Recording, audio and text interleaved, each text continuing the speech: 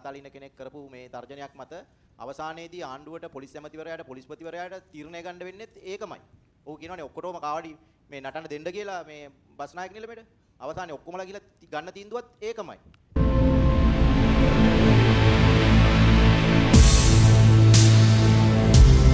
දෙවිනුවර ශ්‍රී උපුල්වන් විෂ්ණු දේවාලයේ අපේ මේ පෙරහැර සම්බන්ධයෙන් ඇතිවෙච්ච ප්‍රශ්නය ඒකෙදී දැන් පාතාල නායකයෙක් හෝ කවුරු හරි කෙනෙක් පාතාල ඉන්න කෙනෙක් කරපු මේ තර්ජනයක් මත අවසානයේදී ආණ්ඩුවට පොලිස් ඇමතිවරයාට පොලිස්පතිවරයාට තීරණය ගන්න වෙන්නේත් ඒකමයි.